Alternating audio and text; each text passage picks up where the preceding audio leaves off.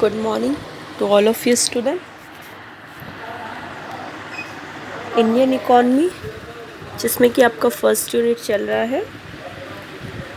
First unit में last class में जो हम लोगों ने टॉपिक स्टडी किया था वो था आपका importance of sectors of Indian economy, भारतीय अर्थव्यवस्था के क्षेत्र के महत्व। राइट।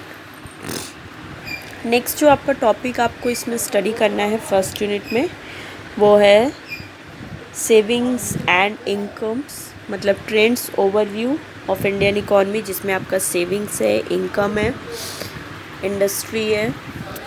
ठीक है, ये सारे टॉपिक हैं। ये आपके छोटे छोटे टॉपिक हैं, तो ये हम लोग बाद में स्टडी करेंगे। ओके, जो आपका मेन टॉपिक है पहले हम लोग वो स्टडी कर लेते हैं, और ये जो आपका ट्रेंड्स और ओवरव्यू है ये हम लोग बाद में स्टडी करेंगे।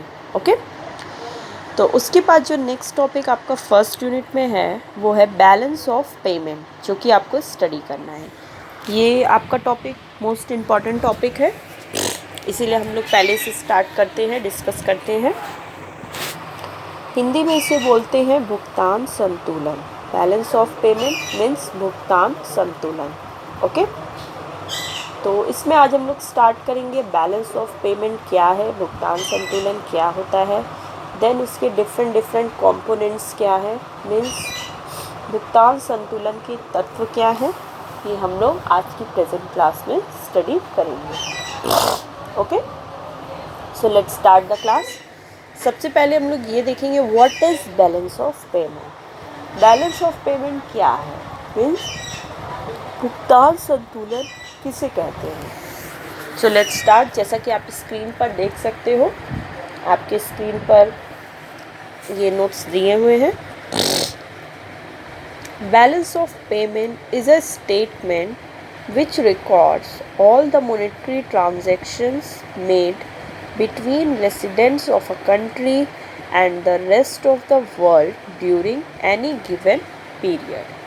बैलेंस ऑफ पेमेंट भुगतान संतुलन क्या है। भुगतान संतुलन एक स्टेटमेंट होता है, मीन्स एक विवरण है, ठीक है, जिसमें कि किसी एक गिवन पीरियड मीन्स किसी एक पर्टिकुलर टाइम पीरियड का जितनी भी मॉनेटरी ट्रांजैक्शंस होते हैं जो कि हमारे between the residents of a country means जितने हमारे देश के जो रेसिडेंट्स से रहने वाले लोग हैं, नागरिक हैं, उनके एवं रेस्ट ऑफ द वर्ल्ड और विश्व में जो भी लोग हैं, तो उन लोगों के बीच में, उन लोगों और हमारे देश के लोगों के बीच में जितने भी मॉनेटरी ट्रांजैक्शंस होते हैं वो हम लोग बैलेंस ऑफ पेमेंट में रिकॉर्ड करते हैं। फिर से देखिए, बैलेंस ऑफ पेमेंट क्या है। भुगतान संतुलन। भुगतान संतुलन एक विवरण है, एक स्टेटमेंट होता है जिसमें कि एक विशेष टाइम पीरियड पे, जनरली आपका 1 ईयर ले लीजिए, एक विशेष टाइम पीरियड के जितने भी मॉनेटरी ट्रांजैक्शंस होते हैं जो कि हमारे रेसिडेंट्स ऑफ द कंट्री, जो कि हमारे कंट्री के रेसिडेंट्स, हमारे देश के रहने वाले लोगों एवं उसके अलावा जो विश्व के लोगों हैं, विश्व के लोगों एवं देश के लोगों के बीच में जितने भी मॉनेटरी ट्रांजैक्शंस जो एक टाइम पीरियड के थ्रू होते हैं वो हमारे उन सारी चीज़ों को बैलेंस ऑफ पेमेंट एक स्टेटमेंट है उसमें हम लोग रिकॉर्ड करते हैं। इन अदर वर्ड्स में देख लीजिए कि जब भी जितने भी हमारे मॉनेटरी ट्रांजैक्शंस जो कि हमारे देश के लोगों में और हमारे देश के लोगों एवं जो विश्व के लोगों के बीच में जितने भी मॉनेटरी ट्रांजैक्शंस होंगे उसे रिकॉर्ड करना बैलेंस ऑफ पेमेंट होता है। मीन्स उसे हम लोग बैलेंस ऑफ पेमेंट में रिकॉर्ड करते हैं जो कि एक स्टेटमेंट, एक विवरण है। क्लियर है। This statement includes all the transactions made by two individuals, corporates and the government and helps in monitoring the flow of funds to develop the economy. ये जो स्टेटमेंट है, जो बैलेंस ऑफ पेमेंट, जो आपका एक statement है, ये statement इसमें आपके सभी ट्रांजैक्शंस इंक्लूड्स होते हैं जो कि इंडिविजुअल्स के थ्रू होते हैं, कॉरपोरेट्स के थ्रू होते हैं, गवर्नमेंट के थ्रू होते हैं, ठीक है। और ये स्टेटमेंट हमारी हेल्प करता है कि जितनी भी फ्लो ऑफ फंड्स है उनकी मॉनिटरिंग करता है, जो कि जिससे हमारी इकॉनमी का डेवलपमेंट होता है। बैलेंस ऑफ, फिर से देखिए, बैलेंस ऑफ पेमेंट में जितने भी इंडिविजुअल्स, कॉरपोरेट्स और गवर्नमेंट से रिलेटेड जितनी ट्रांजैक्शंस होते हैं वो सारी रिकॉर्डिंग की जाती है। और ये जो बैलेंस ऑफ पेमेंट होता है वो जितने भी हमारे देश में फ्लो ऑफ फंड्स हो रहे हैं, मीन्स फंड्स कोष का प्रवाह हो रहा है, उससे हमारे देश का विकास होता है, मीन्स हमारी इकॉनमी का ग्रोथ एंड डेवलपमेंट होता है। क्लियर है?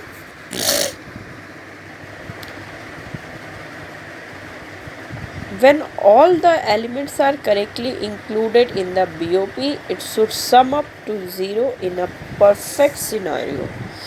जब हम बैलेंस ऑफ पेमेंट में सारे एलिमेंट्स में जितनी भी हमारी कंट्री में मॉनेटरी ट्रांजैक्शंस है, इन सारी चीज़ों को जब हम करेक्टली सही रूप में बैलेंस ऑफ पेमेंट में रिकॉर्ड करते हैं, इंक्लूड करते हैं, तो ये जो हमारा सम अप इसका होता है वो 0, sum up to 0 in a perfect scenario. ये हमारा एक परफेक्ट सिनेरियो मीन्स हमारे देश की एक जो उत्तम एक एग्जाम्पल हमारे देश का देता है। क्लियर है? This means the inflows and outflows of fund should balance out. Balance of payment क्या करता है, जितने भी इनफ्लोज हैं फंड्स के, जितने भी आउटफ्लोज हैं, उन सब में बैलेंस मेंटेन करता है। Means through balance of payment हमारे देश में कितने फंड्स आ रहे हैं और हमारे देश से कितने फंड्स जा रहे हैं, उन दोनों के बीच का जो बैलेंस है वो आपका बैलेंस ऑफ पेमेंट मेंटेन करता है। क्लियर है?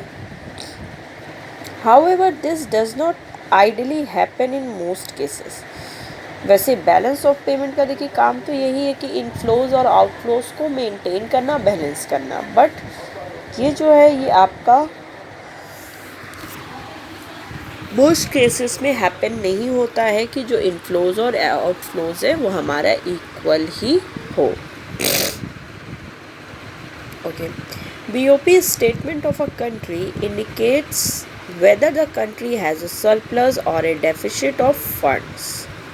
That is to say, when a country's export is more than its import, its BOP is said to be surplus.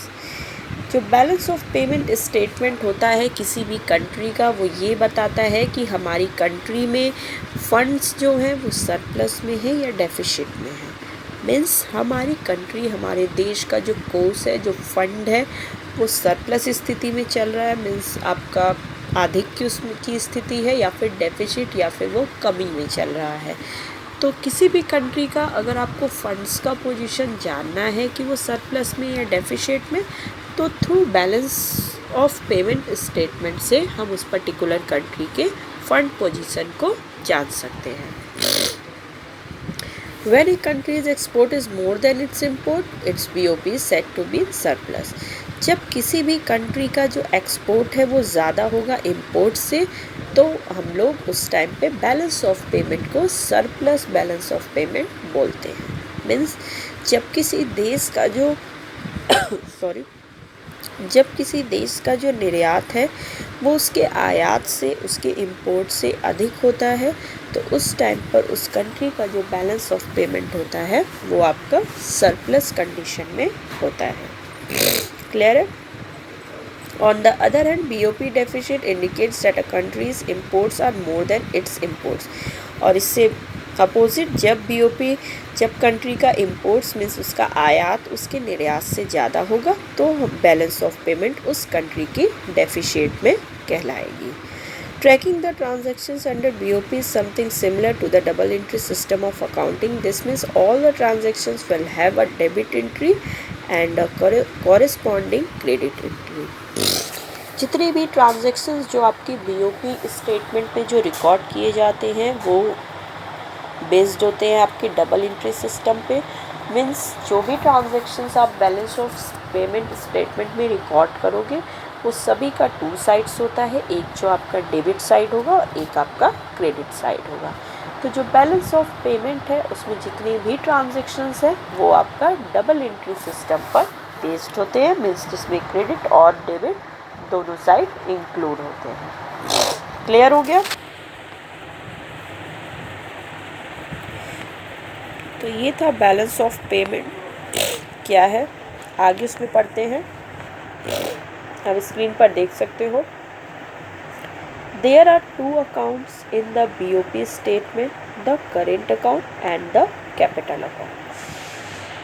जो हमारे बीओपी स्टेटमेंट है, जो भुगतान संतुलन जो विवरण है बैलेंस ऑफ पेमेंट है, उसमें उस स्टेटमेंट में 2 अकाउंट होते हैं। एक आपका होता है करेंट अकाउंट, एक आपका होता है कैपिटल अकाउंट मीन्स चालू खाता, एंड सेकेंड इज पूंजी खाता। मीन्स जो भी आप बैलेंस ऑफ पेमेंट किसी भी कंट्री का जो हम balance of payment statement prepare करते हैं उसमें आपका 2 अकाउंट आपको मेंटेन करना होता है। First is current account means चालू खाता and second is capital account means पूंजी खाता। क्लियर है?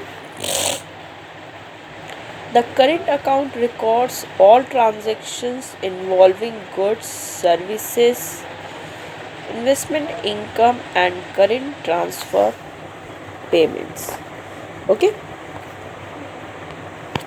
बैलेंस ऑफ पेमेंट जो आपका होता है, जो करेंट अकाउंट है हमारा, करेंट अकाउंट में क्या क्या चीज़ें रिकॉर्ड की जाती हैं। करेंट अकाउंट में आपका जितनी भी ट्रांजैक्शंस जिसमें कि गुड्स इन्वॉल्व होते हैं, सर्विस इन्वॉल्व होती है, इन्वेस्टमेंट इनकम होता है, करेंट ट्रांसफ़र जितने भी पेमेंट्स हैं वो सारी चीज़ें हम लोग करेंट अकाउंट में रिकॉर्ड करते हैं। मीन्स जो चालू खाता है उसमें वस्तु एवं सेवाओं से संबंधित सभी ट्रांजैक्शंस, उसके अलावा जितनी इन्वेस्टमेंट इनकम है, विनियोग जो आय है, उसके अलावा जितनी भी पेमेंट्स भुगतान है, ट्रांसफ़र पेमेंट्स, ये सारी चीज़ें हम लोग करेंट अकाउंट में इंक्लूड करते हैं। ओके, नेक्स्ट है आपका capital account. The capital account shows the net change in ownership of foreign assets and transactions in financial instruments.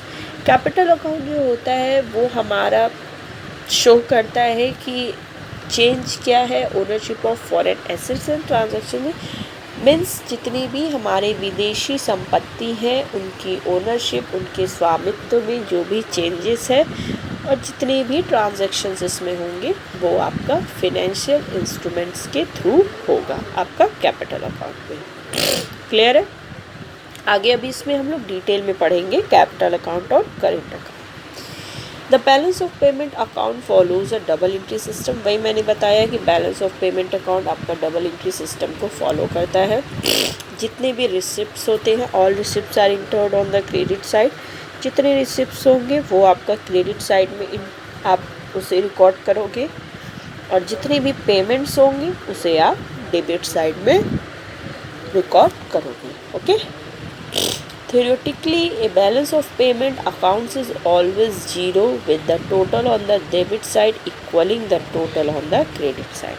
Balance of payment का जो आपका टोटल होगा वो क्रेडिट साइड का और डेबिट साइड का बोथ आर द इक्वल, दोनों का हमेशा इक्वल ही आना चाहिए। इसीलिए जो बैलेंस ऑफ पेमेंट अकाउंट है वो हमेशा ऑलवेज जीरो ही होता है। मीन्स उसमें किसी भी प्रकार का आपका कोई बैलेंसिंग फिगर नहीं आएगा। इसमें डेबिट और क्रेडिट साइड आपका इक्वल होगा।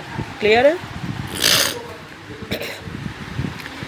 Practically, however, there might be an error of some degree due to the different sources of data and fluctuation of currency exchange rates। But practically अगर आप देखोगे तो यहाँ पर डेबिट और क्रेडिट के टोटल में चेंजेस कुछ थोड़ा हो सकता है बैलेंस ऑफ पेमेंट स्टेटमेंट में, because due to data and fluctuation of currency exchange rate. क्योंकि जो कंट्री के करेंसी एक्सचेंज रेट्स है वो अप एंड डाउन होते हैं, मीन्स वो फ्लक्चुएट होते रहते हैं, तो उसके अकॉर्डिंग और जो भी डेटा है उसके अकॉर्डिंग आपका बैलेंस ऑफ पेमेंट में कुछ चेंजेस भी हो सकता है। मीन्स ये ज़रूरी नहीं है प्रैक्टिकली ये ज़रूरी नहीं है कि हमेशा जो है, थ्योरेटिकली तो ये बोला गया है कि दोनों साइड्स हमेशा टोटल इक्वल होगा, डेबिट साइड क्रेडिट साइड का, बट प्रैक्टिकली कभी कभी जो करेंसी एक्सचेंज रेट्स में कुछ चेंजेस हो जाते हैं या फ्लक्चुएशन हो जाते हैं, तो उससे जो आपका बैलेंस ऑफ पेमेंट स्टेटमेंट है वो कभी कभी उसमें चेंजेस भी हो जाता है। क्लियर है? नेक्स्ट आइए, ये था आपका बैलेंस ऑफ पेमेंट क्या है, इसकी मीनिंग एंड कॉन्सेप्ट। तो आपको क्लियर हो गया कि भुगतान संतुलन क्या है, बैलेंस ऑफ पेमेंट क्या है, और उसमें किस तरह से क्या क्या चीज़ें इंक्लूड होती हैं। तो नेक्स्ट हम लोग स्टार्ट करते हैं। नेक्स्ट पॉइंट जो है वो आपका है components of BOP. Okay, Hindi में भुगतान संतुलन के तत्व,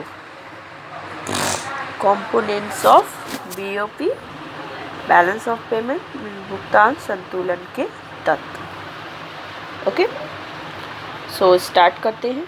the balance of payment comprises two accounts, current and capital. वही मैंने आपको बताया है पहले कि बैलेंस ऑफ पेमेंट में 2 अकाउंट्स आपको मेंटेन करने होते हैं, जिसमें से एक होता है आपका करेंट अकाउंट, जिसे कि हम लोग चालू खाता बोलते हैं, एंड सेकेंड आता है आपका कैपिटल अकाउंट, जिसे कि हम लोग पूंजी खाता बोलते हैं। क्लियर है? तो अब हम लोग ये डिटेल में स्टडी करेंगे कि करेंट अकाउंट क्या है, उसमें क्या क्या चीज़ें आती हैं, एंड देन कैपिटल अकाउंट क्या है, उसमें क्या क्या चीज़ें आती हैं। So let's start. सबसे पहले स्टार्ट करते हैं करेंट अकाउंट, चालू खाता। The 4 major components of the current account are as follow. Current account में आपके 4 मेजर कंपोनेंट्स होते हैं, मीन्स 4 ऐसी चीज़ें हैं जो आपकी करेंट अकाउंट में इंक्लूड होती हैं, जिसमें सबसे फर्स्ट है आपका विजिबल ट्रेड। सबसे फर्स्ट है आपका visible trade. Okay, so let's start करते हैं।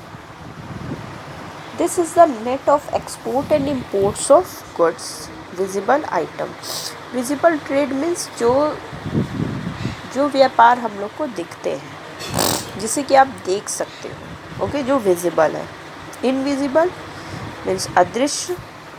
विजिबल ट्रेड मीन्स दृश्य व्यापार, इनविजिबल ट्रेड मीन्स अदृश्य व्यापार। तो विजिबल ट्रेड क्या होते हैं? ये net of export and import of goods. जितना भी कंट्री जो है वो गुड्स का एक्सपोर्ट और इंपोर्ट करती है, उनका जो नेट वैल्यू आता है वो आपका विजिबल ट्रेड कहलाता है। The balance of this visible trade is known as the trade balance. और जो इन दोनों का बैलेंस होता है, जो आपका डिफरेंस होता है एक्सपोर्ट एंड इंपोर्ट का, वो उसे हम लोग ट्रेड बैलेंस कहते हैं। There is a trade deficit when imports are higher than exports and a trade surplus when exports are higher than imports। तो ये जो विजिबल ट्रेड है, जो मैंने बताया एक्सपोर्ट एंड इंपोर्ट से रिलेटेड होती है। तो जब किसी कंट्री का इंपोर्ट्स जो है मीन्स आयात जो है उसकी निर्यात से अधिक है, तो उसे हम लोग ट्रेड डेफिसिट कहते हैं। ठीक है, और जब किसी कंट्री का जो एक्सपोर्ट है, निर्यात है, वो उसके इंपोर्ट से, उसके आयात से अधिक है, तो उसे हम लोग ट्रेड सरप्लस कहते हैं। ओके, क्लियर है? नेक्स्ट आ जाइए। सेकंड है आपका इनविजिबल ट्रेड, जिसे कि अदृश्य व्यापार भी कहते हैं। ये क्या है? Let's start. This is a net of export and imports of services. ये जो इनविजिबल ट्रेड है, जैसे विजिबल ट्रेड मतलब था import and export of goods, ये गुड्स की होती है, वस्तुएं की, जो कि हमें दिखाई देती है। सर्विसेज जिसे कि आप देख नहीं सकते हो। तो इनविजिबल ट्रेड क्या है? Export and imports means services की, सेवाओं के आयात और निर्यात को इनविजिबल ट्रेड कहते हैं। इसमें कौन कौन से ट्रांजैक्शन इंक्लूड होंगे आपका इनविजिबल ट्रेड में? इनविजिबल ट्रेड में आपका इंक्लूड होता है शिपिंग, ठीक है, जो जहाज़ से सामान आते जाते हैं, सर्विस है। आईटी सेक्टर, जो कि हमारी सर्विस सेक्टर है। बैंकिंग, ये भी आपका सर्विस सेक्टर में आता है। And insurance services. तो ये सारी सर्विसेज क्या है? हमें दिखाई नहीं देती हैं, ये हमारे लिए इनविजिबल है, इसीलिए इसे हम लोग इनविजिबल ट्रेड के अकॉर्डिंग इंक्लूड करते हैं। तो क्लियर हो गया कि इनविजिबल ट्रेड क्या है? जो कि सर्विस से रिलेटेड जितने आयात और निर्यात, इंपोर्ट एंड एक्सपोर्ट होते हैं, उसे हम लोग इनविजिबल ट्रेड कहते हैं। ठीक है, जिसमें ये सारी सर्विसेज आपकी इंक्लूड होती हैं। क्लियर है? नेक्स्ट आ जाइए। नेक्स्ट थर्ड पॉइंट है आपका unilateral transfers to and from abroad. Means जो भी फॉरेन कंट्री से आप ट्रांसफ़र कर रहे हो या वहाँ से आ रहे हो, मीन्स विदेशों से हस्तांतरण का आना और जाना। क्या है? These refer to payments that are not factor payments, for example gifts और donations send to the resident of a country by a non resident relative.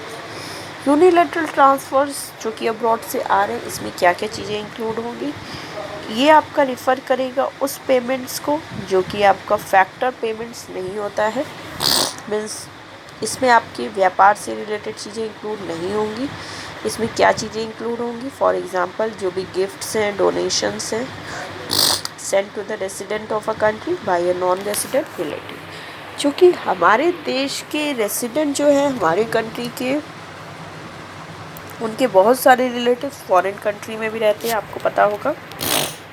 तो जिनके रिलेटिव्स फॉरेन कंट्री में रहते हैं, तो उस फॉरेन कंट्री से हमारे देश में रहने वाले लोगों के लिए जो भी वो गिफ्ट्स और डोनेशंस वगैरह भेजते हैं, वो आपका यूनिलैटरल ट्रांसफर्स में इंक्लूड होता है। क्लियर है? नेक्स्ट 4 पॉइंट आइए। 4 पॉइंट है आपका इनकम रिसिप्ट्स एंड पेमेंट्स। आय प्राप्ति एवं भुगतान, इसे हिंदी में बोलते हैं आय प्राप्ति एवं भुगतान। ये क्या है? स्टार्ट करते हैं। These include factor payments and receipts. These are generally, हाँ, ये जो है आपका इनकम रिसिप्ट्स एंड पेमेंट, इसमें आपके जितने भी फैक्टर से रिलेटेड पेमेंट एंड रिसिप्ट्स होते हैं वो इंक्लूड होते हैं। मीन्स जो भी आपके व्यापार से संबंधित जो प्राप्ति और भुगतान है, वो आपका इनकम रिसिप्ट्स एंड पेमेंट्स में इंक्लूड होता है। इसमें क्या क्या चीज़ें आती हैं? These are generally rent on property, जो कि किसी संपत्ति पर जो किराया होता है, जो प्रॉपर्टी पर रेंट होता है, वो आपका इंक्लूड होगा। देन इंटरेस्ट ऑन कैपिटल, जितनी भी पूंजी है जो कि हमारा डीलिंग हुई है हमारे देश के नागरिक और विदेश के नागरिकों में, उस पर जो ब्याज है कैपिटल पर, वो चीज़ें आपकी इंक्लूड होंगी। And profits of on investments, और जितनी भी इन्वेस्टमेंट जो कि या तो हमारे देश के नागरिकों ने फॉरेन कंट्री में किया हो, या फिर फॉरेन कंट्री के नागरिकों ने, नॉन रेसिडेंट ने हमारे देश में कोई इन्वेस्टमेंट्स किया हो, तो उन पे भी जो प्रॉफिट्स होंगी वो आपका इनकम रिसीट्स एंड पेमेंट्स में इंक्लूड होगा। क्लियर है? तो ये था आपका करेंट अकाउंट, चालू खाता। इसमें क्या क्या चीज़ें इंक्लूड होती हैं, ये आपको सारे पॉइंट्स क्लियर होंगे। ओके, नेक्स्ट आ जाइए। नेक्स्ट जो आपका सेकेंड इसमें कंपोनेंट है बीओपी का, वो है कैपिटल अकाउंट, मीन्स पूंजी खाता। ये क्या है? Let's start.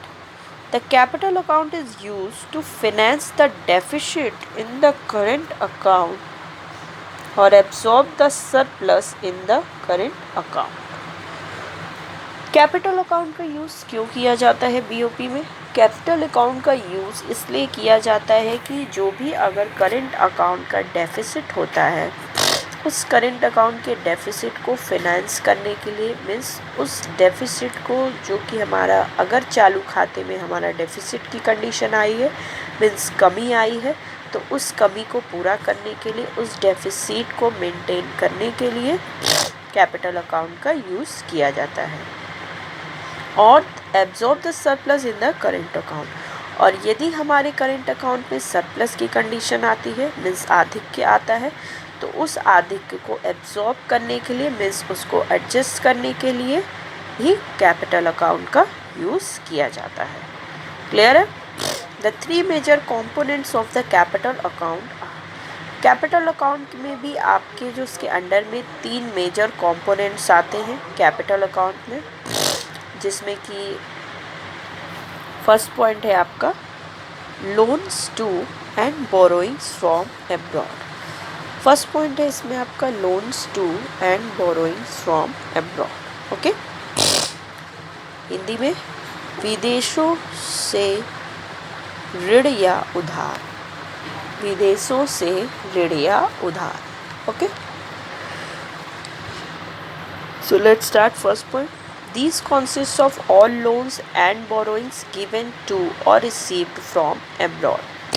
ये जो आपका फर्स्ट पॉइंट है, loans to and borrowing from abroad, इसमें जितनी भी लोन्स एंड बोरोइंग में जितनी भी ऋण और उधार है जो कि या तो हमारी कंट्री से विदेशों में गया हो या विदेशों से हमारी कंट्री के रेसिडेंट ने उधार या लोन्स लिए हों, ये दोनों चीज़ें आपकी इसमें इंक्लूड होती हैं.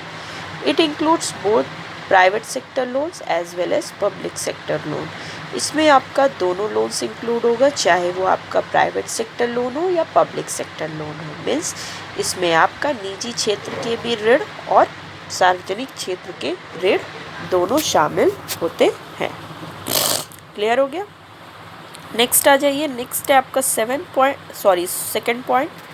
ये है investments to from abroad. Means विदेशों में विनियोग या विदेशों से विनियोग. Okay, let's start. These are investments made by non-residents in shares in the home country or investment in real estate in another country. Investments वाले में हेडिंग में आपका क्या क्या चीज़ें इंक्लूड होंगी. इसमें जितने भी इन्वेस्टमेंट्स जो कि नॉन रेसिडेंट, जो कि विदेशी नागरिकों ने हमारे देश होम कंट्री के शेयर्स में, मीन्स हमारे देश के अंश में शेयर्स में जितने भी इन्वेस्टमेंट किए हैं वो इंक्लूड होंगी. और investment in real estate in any other country, या फिर हमारी कंट्री ने किसी अदर कंट्री में विदेशों के किसी भी रियल इस्टेट उनकी संपत्ति में कहीं इन्वेस्टमेंट किया है, तो वो दोनों चीज़ें इसमें आपकी इंक्लूड होंगी. ओके, क्लियर हुआ. नेक्स्ट आ जाइए थर्ड पॉइंट. थर्ड पॉइंट आपका changes in foreign exchange reserves. Changes in foreign exchange reserve,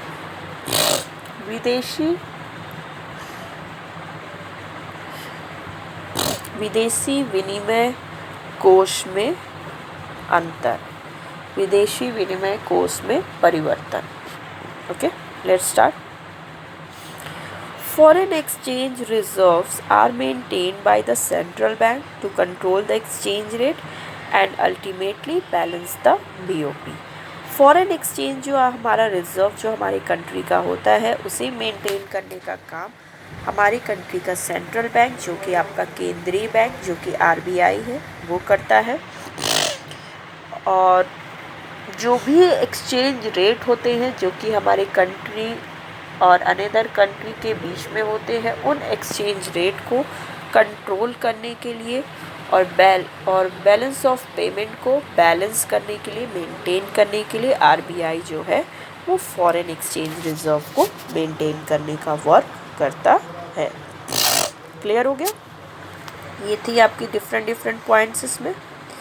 next आगे देखिए. इसमें a current account deficit is financed by a surplus in the capital account and vice versa.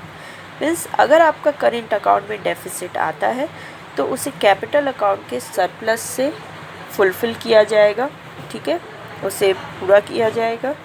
और अगर current account में आपका surplus आता है तो उसको कैपिटल अकाउंट के डेफिसिट से वहाँ पर मेंटेन किया जाएगा. क्लियर है. This can be done by borrowing more money from abroad और lending more money to non resident. ये कैसे होगा. जैसे कि अगर करेंट अकाउंट में डेफिसिट की स्थिति है तो हम lending more money to residents में ज़्यादा से ज़्यादा जो नॉन रेसिडेंट्स को हम लोग लेंड करेंगे उससे वो चीज़ फुलफ़िल होगा. और अगर उसमें सरप्लस की कंडीशन है, सरप्लस की जब कंडीशन है तो हम लोग लेंडिंग मोर मनी मीन्स ज़्यादा से ज़्यादा नॉन रेसिडेंट्स को उधार देने का हमारी कंट्री काम करेगी. और अगर करेंट अकाउंट में डेफिसिट है तो फिर हम लोग अब्रॉड से उधार लेने का वर्क हमारी कंट्री करेगी. ओके, क्लियर हो गया. तो ये था आपका balance of payment. Balance of payment भुगतान संतुलन क्या है, उसके क्या क्या कंपोनेंट्स हैं, क्या तत्व हैं, ये आपका टॉपिक कंप्लीट हुआ. ओके, तो आज की प्रेजेंट क्लास में आप लोगों ने बैलेंस ऑफ पेमेंट स्टडी कर लिया क्या है। ओके स्टूडेंट्स, तो ये आपका टॉपिक कंप्लीट हुआ। नेक्स्ट क्लास में हम लोग नेक्स्ट टॉपिक डिस्कस करेंगे। So the class is over.